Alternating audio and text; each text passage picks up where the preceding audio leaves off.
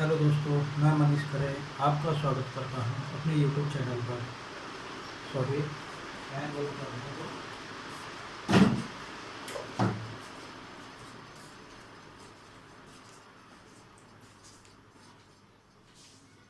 और budget budget क्या होता है, कैसे होता है, आधा बजट में इससे जो पहले वीडियो हैं उनमें बता चुका हूं। अब जो बजट बता रहा हूं वो बजट कैसे बनता है, कौन से संविधान के कौन से अनुच्छेद में आता है और बजट की कौन कौन सी प्रोसेस होती हैं वो देखेंगे। तो बजट अनुच्छेद 112 अनुच्छेद 112 के अंतर्गत जो बजट बनता है वो बजट कौन बनाती है? केंद्र सरकार। क्योंकि बजट केंद्र सरकार राज्यों के लिए बनाती है और अपने लिए बनाती है। जो सेंट्रल के जो भी वो हैं साइट हैं उनके लिए अपने लिए प्रोसेस करती है। और राज्य अपना अलग बजट तैयार करता है कि इस विभाग को इतना देना है, इस विभाग को इतना देना है, इस पर इतना खर्च करना है। वो भी तय कौन करता है? राज्य सरकार। तो राज्य सरकार 202 अनुच्छेद 202 के अंतर्गत राज्य सरकार बनाती है और अनुच्छेद 112 के अंतर्गत कौन बनाती है? केंद्र सरकार। बजट दोनों जगह एक ही समय बनता है और एक ही उसमें पेश होता है, मगर दोनों अलग अलग क्यों बनाते हैं? क्योंकि राज्य जो सेंट्रल है, केंद्र है, वो किसी भी विभाग को एक साथ तो दे नहीं सकता, ठीक है ना।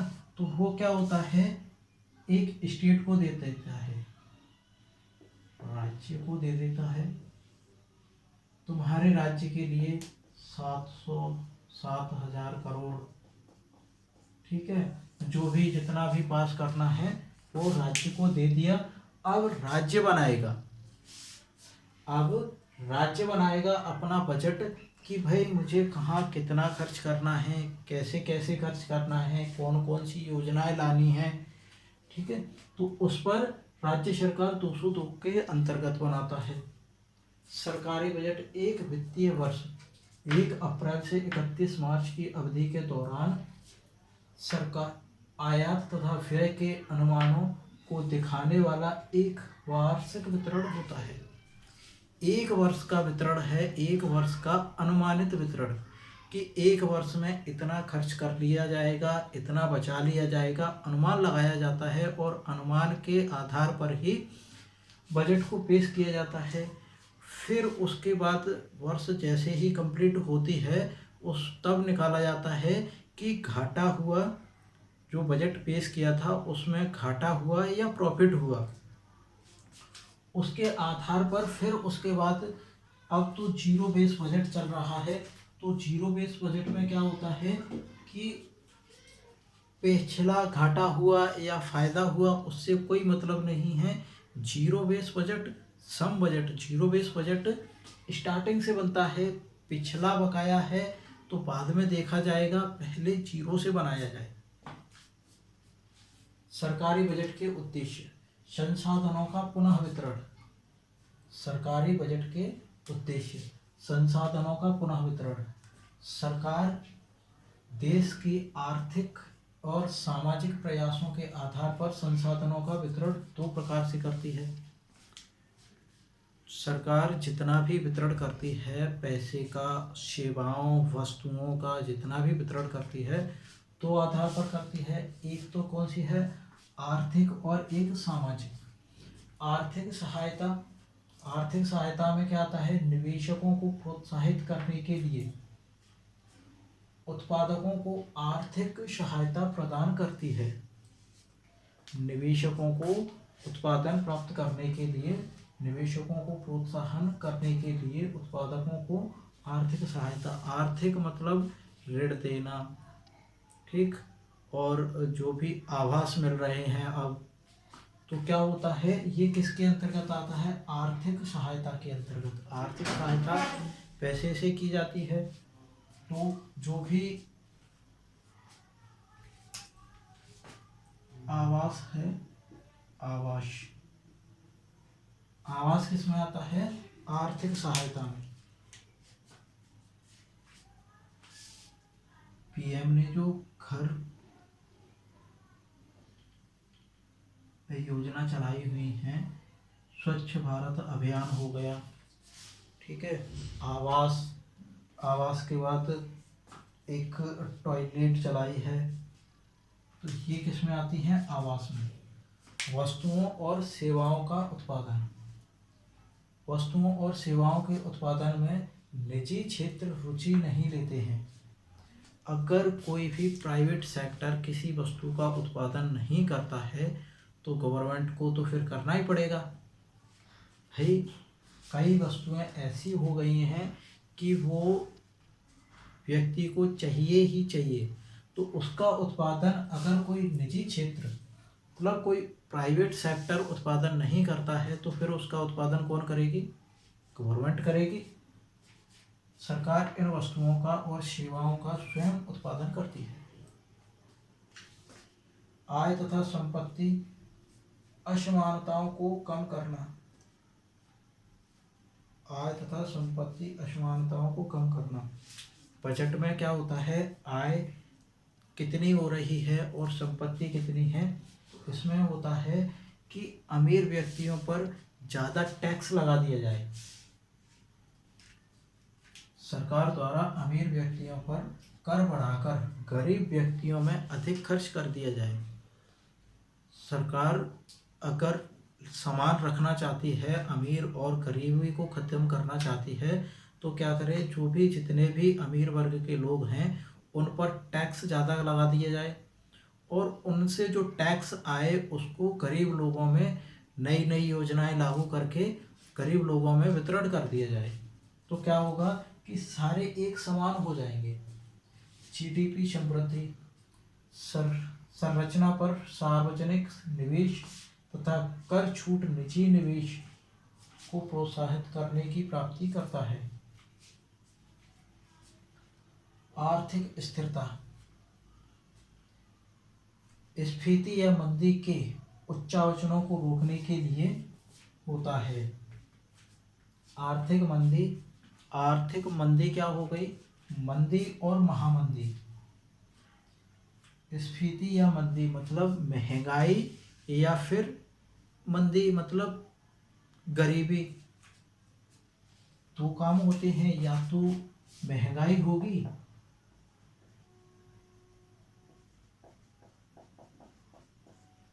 मंदी, मंदी मतलब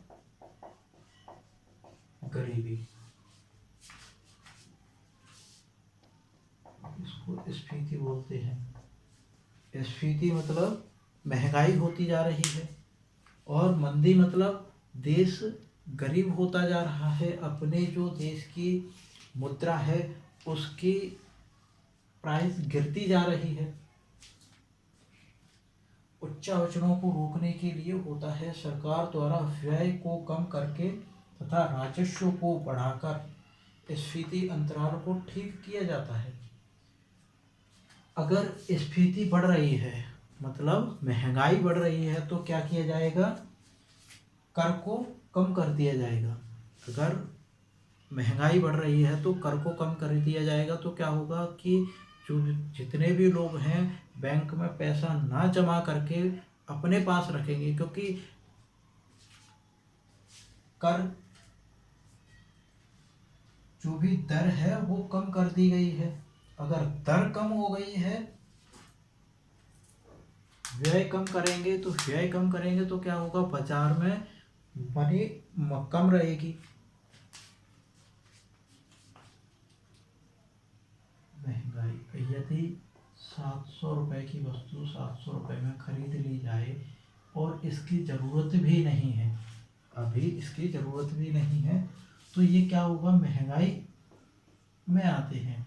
अगर इसको ना खरीद कर, अगर ज़रूरत है तो 600 में खरीद लो, ज़रूरत नहीं है तो खरीदना ही नहीं है इसको, ठीक है ना।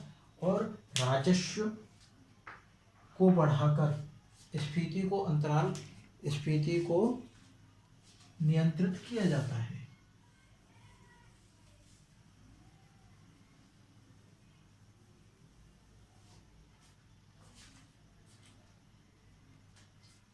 रोजगार के अवसर, सरकारी उद्यमों में निवेश तथा प्रशासकीय सेवाओं का प्रावधान रोजगार उत्पन्न करते हैं। इसमें पूरी थ्योरी है, कोई समझाने ज़्यादा वो नहीं है। सार्वजनिक उद्यमों का प्रबंधन। और एक और बात, जो भी मैंने लिखा है इसमें से कहीं भी कोई भी पॉइंट छोड़ना नहीं है। अगर छोड़ते हो कोई भी पॉइंट तो बहुत दिक्कत हो जाएगी, क्योंकि ऐसे कई सारी किताबों से, कई सारे नोट्सों से मैंने ये निकाल के लिखा है और एक एक पॉइंट बड़ी मुश्किल से निकाला है। अगर तुम इसको छोड़ते हो तो समझ लो कि कहीं ना कहीं तुम्हें नुकसान होगा। और जब आगे अगर कहीं और भी बनाई इसकी बजट की वीडियो तो इसमें 2-4 पॉइंट और बढ़ सकते हैं, माइनस नहीं होंगे इसमें से।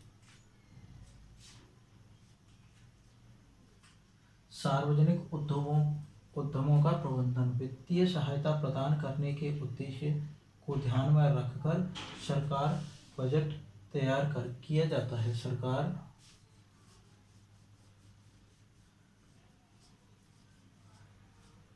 वित्तीय सहायता को प्रदान करने के उद्देश्यों को ध्यान में रखकर बजट तैयार किया जाता है। बजट के प्रभाव। अभी बजट के प्रभाव, इसके बाद बजट के कार्य और बचे हुए हैं। बजट क्या क्या कार्य करता है? यह समग्र राजकोषीय अनुशासन स्तर लाता है। अगर बजट एक बन गया है तो उसमें क्या होगा भाई, तुम्हारे लिए अगर कृषि विभाग है, कृषि, उसमें बता दिया गया है कि तुम्हारे लिए 500 करोड़ बजट में कृषि विभाग के लिए 500 करोड़ रुपए का फंड पास हुआ है, तो उसमें क्या होगा, 500 करोड़ ही उस पर खर्च किए जाएंगे। ये नहीं कि 600 करोड़ कर दिए जाएं। 500 में से 400 कर दिए जाएंगे, मगर ये नहीं होगा कि 600 कर दिए जाएं। ठीक है ना? और अगर ज़रूरत पड़ी तो 500 की जगह फिर 600 भी कर दिए जाएंगे, मगर उसको देखा जाएगा कि इसकी ज़रूरत है या नहीं। अगर वैसे ही करोगे तो फिर वेस्टेज जाएगा। यह संसाधनों का बेहतर आवंटन करता है। बजट के माध्यम से सरकार सामाजिक कल्याण कार्यक्रमों की प्रभावी ढंग से योजना बनाकर उन्हें लागू करती है। इसका एक स्क्रीनशॉट लो। फिर इसमें अभी 2 चीज़ें और हैं। एक चीज़, सॉरी, बजट के कार्य, बजट कैसे कार्य करता है।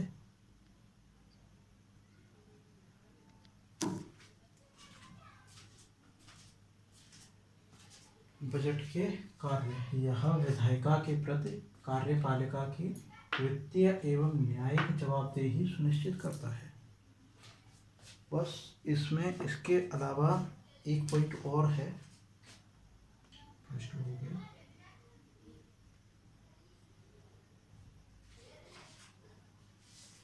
एक पॉइंट और बनता है इसमें, वो बनता है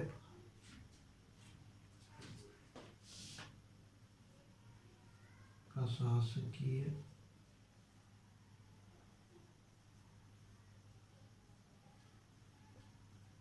उच्च पदों के लिए, प्रशासकीय उच्च पदों के लिए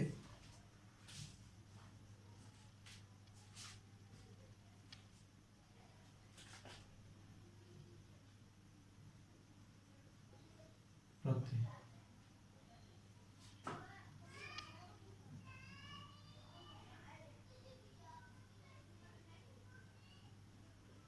अधीनस्थों की जवाबदेही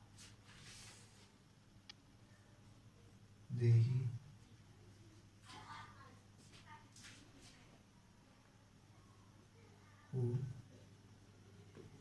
सुनिश्चित करता है। इसके बाद आएंगे इसमें क्या, बजट के प्रकार।